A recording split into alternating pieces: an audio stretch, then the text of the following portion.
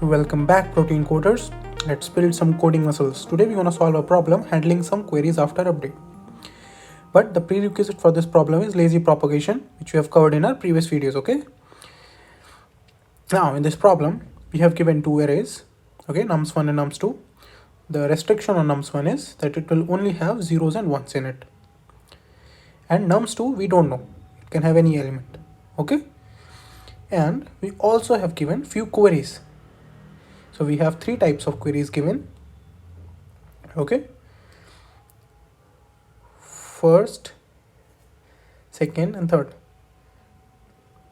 So we have three type of queries, okay? Let's see them in detail.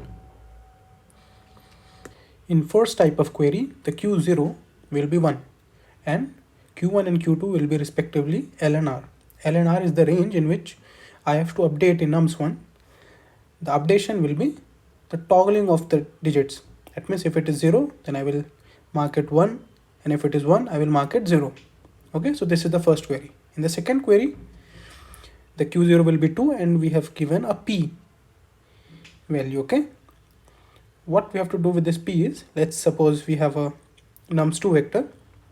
It has 3 elements, okay? Then I have to update each element in nums2 as the nums2 original plus P multiplied by the nums1 at the element at that index. Similarly for all the elements. Okay. Now finally we have the third query, which will be Q0 will be 3, and in this we have to get the sum of all the elements in nums2, okay, after the updations.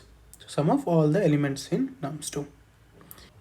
Now suppose before calling this third query, I have called the second query. In the second query, I must have updated the values of nums2, right? So when I call the third query, this will be the sum of all the elements in the nums2 original plus P times the nums1 of first element of nums1 plus P times the second element of nums1, and similarly. So you can write it as P times the total sum of the nums1 array. Okay.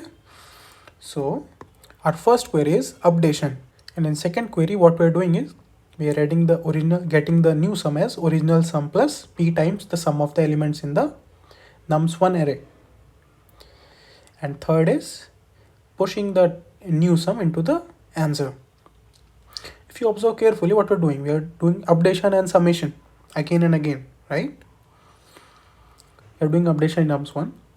So what we can do is we can use a segment tree here for efficient querying and for efficient updation and querying, right? So we will do the same. We will make a segment tree of the nums1. Okay, and whenever we are updating, we will use the lazy propagation for range up, because we are doing range updations, right? So for efficient range updations, we will use lazy propagation. And for getting all the sum of all the elements in nums1, we will just get the segment 0 or the first node of the segment tree. Okay. Now let's see how we're gonna implement this. But before that, let's talk about the push function. So here is our vector and the segment tree. Because in our vector there can only be two elements, 0 and 1, so one very special property which I'm going to observe here is the number of ones in a segment is equals to the sum of the elements in that segment. So let's say I have a segment 0, 1, 1. So here the number of ones is also equals to 2 and sum is also equals to 2. Okay. Now suppose I am performing a query, okay, the first type of query to toggle the elements in a range. Let's say my range is 0, 2. Okay, so 0 to 2, I have to toggle all the elements in it. So if you see 0 to 2 is having partial overlap with node number 0. So we will move both sides. In right side, 3, 4 is completely out of bound, no overlap. So we will return 1. For partial overlap, we were moving both sides. And when we found a complete overlap, so let's see how we gonna update.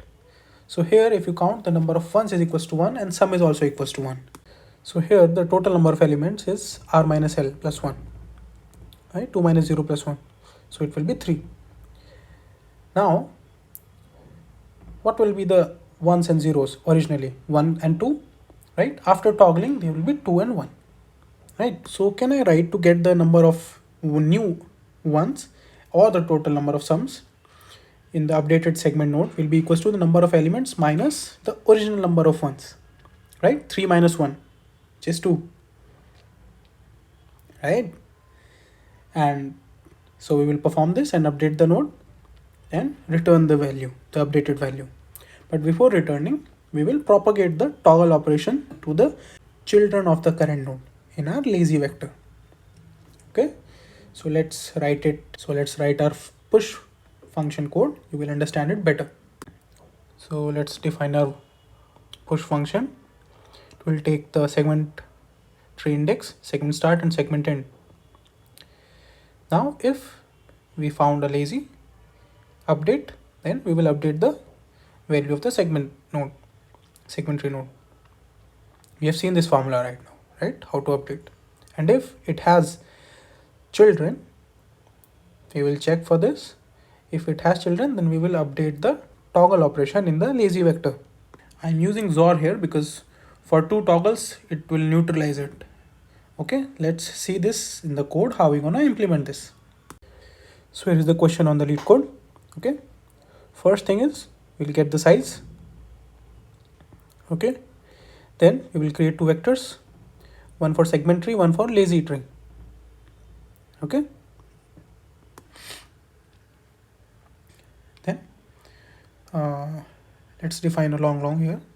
Type def. I don't want to write long again and again. Now for building the segment tree, we will call the build function.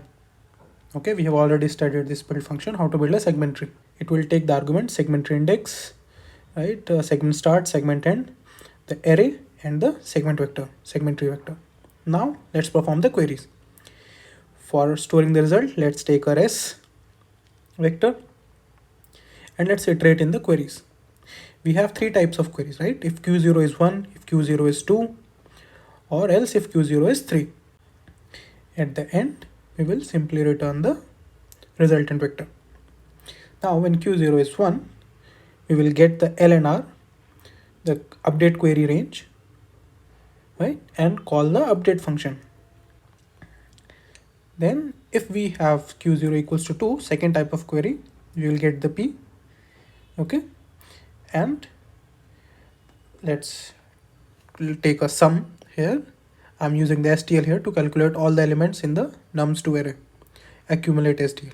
Okay, so what we do is sum plus equals to segment 0, which is the total sum of the nums1 into P. And at the end, I am just pushing back the sum into the resultant for query 3. So we need to write 3 functions for building, for pushing, and for updating. Push is the helper for the update function, right? So let's write our build function first. So it will take all the parameters, segment index, segment start, segment end, and nums1 and segment. We will first check for the leaf node. If it is a leaf node, we will assign the value in the array towards segment tree node and return, or else we will find the mid, right? And after finding the mid, we will build the left and the right subtree. For this, we will call build function recursively. And at the end, while returning back, we will update the segment tree node as sum of its children, right? Now let's write our update function. Let's define all the parameters, entire, seg start, segend, LR end, segment tree vector, lazy vector. So in update, first we will push, call push for any pending updates. Then we have 3 cases: no overlap, complete overlap, and partial overlap. So let first call push, and then for no overlap condition, if our update range is completely out of the segment range, we will return. And if it is completely overlapping, then first we will mark toggle lazy eye and call the push, right? It will do the updation and mark this lazy eye again to 0 and return. Or if there is a partial overlap, we will calculate the mid and we will call update recursively for left child and the right child of the segment tree,